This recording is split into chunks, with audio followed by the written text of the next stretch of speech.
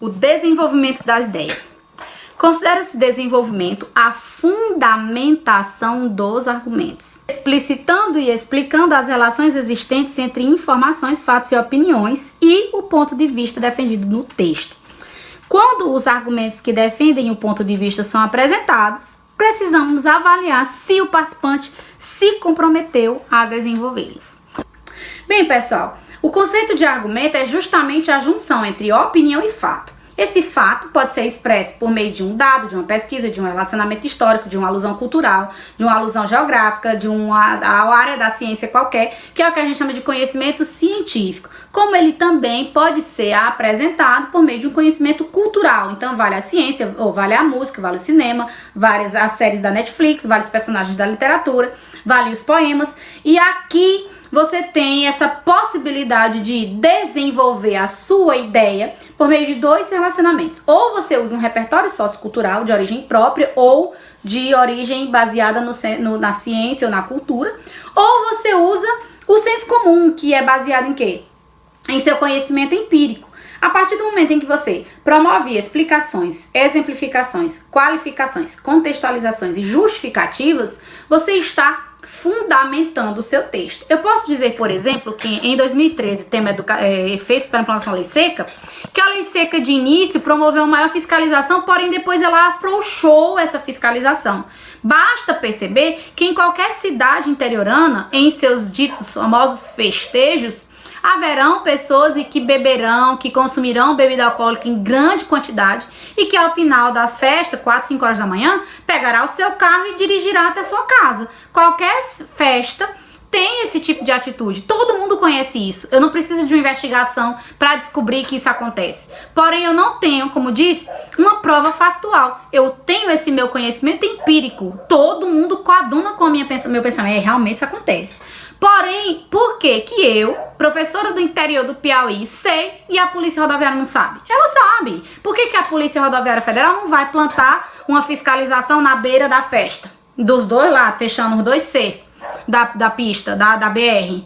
Por que que eles não fazem isso? Então eu usei agora um raciocínio lógico, usei o senso comum para provar uma ideia. Eu aposto que você se convenceu disso. Eu também posso dizer que a cultura enaltece as bebidas, a ingestão de bebidas alcoólicas. Dificilmente uma música, independentemente se sertaneja, se forró, enfim, ela enaltece a bebida alcoólica. Basta eu citar 2 ou 3 trechos de canções muito conhecidas para mencionar a associação entre beber e a situação do status da pessoa que canta a música. É tanto que existem músicas que diz assim: quem taca cachaça que ela libera, enaltece inclusive a questão de um possível relacionamento abusivo pela bebida alcoólica. Existem várias canções que dizem sobre trechos de vamos beber, cair, levantar, a marvada pinga, só o que tem. Então eu uso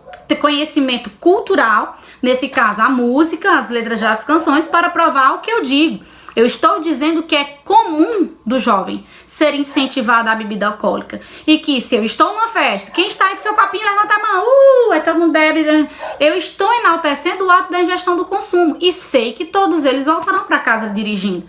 Então, nesse momento eu utilizo um outro argumento. Eu usei agora o conhecimento na cultura musical para provar que a minha ideia faz sentido. Então eu posso fazer o desenvolvimento de uma ideia em cima do meu conhecimento empírico, como no exemplo 1, como eu posso fazer o desenvolvimento da minha ideia em um conhecimento científico ou cultural, como na minha ideia 2. E as duas estão valendo. Porém, a segunda vai pontuar também na competência 2. Porque é a competência 2 que avalia o uso do repertório sociocultural. A competência 1 avaliará apenas se a sua ideia foi desenvolvida bem ou não, independentemente da origem do repertório sociocultural. Entendam bem essa diferença entre a competência 2 e 3 para que você domine, para que você se aproprie desse conhecimento na hora da escrita, ok? Então, continuando a história, o desenvolvimento é, então, um desdobramento das informações apresentadas pelo participante.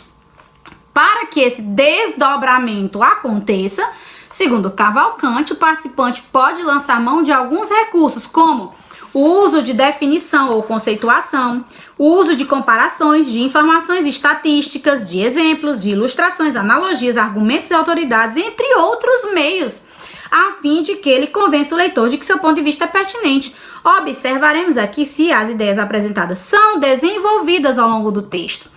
Consideramos com um bom desenvolvimento aquela redação em que as informações, fatos, opiniões são desenvolvidas em todo o texto. Então, isso não se refere apenas ao argumento 1 e 2. Eu estou vendo se sua introdução, ela constrói uma linha de raciocínio, se a sua conclusão, ela tem essa linha de raciocínio também, se ela se desdobra, se ela se explica. Por isso que a conclusão, a proposta de intervenção social, ela tem o quê? O agente, a ação, modo, meio, detalhamento, efeito, para que você perceba que fazer esse detalhamento é você explicar, exemplificar, justificar, qualificar, contextualizar, que são exatamente os mesmos atos de desenvolver uma ideia. Então, autoria. Há muito conceito de autoria discutido. Várias são as teorias e renomados são os autores que o definem. Para nós, no entanto, a avaliação de redação, o conceito de autoria se mostra relacionado ao projeto de texto elaborado e ao desenvolvimento de informações, fatos e opiniões traduzidos pelo participante para sua redação. Isso significa que um texto com autoria é aquele em que o participante apresenta um projeto de texto estratégico e consegue cumprir com êxito, de maneira organizada e consistente, o que foi programado nesse projeto. A partir dessa abordagem, é importante ressaltar que a autoria não está relacionada ao fato de o participante trazer ou não conhecimentos além daqueles já presentes nos textos motivadores. Esse aspecto já é avaliado na competência 2 quando se analisa o repertório, se é legitimado e pertinente ao tema com uso produtivo.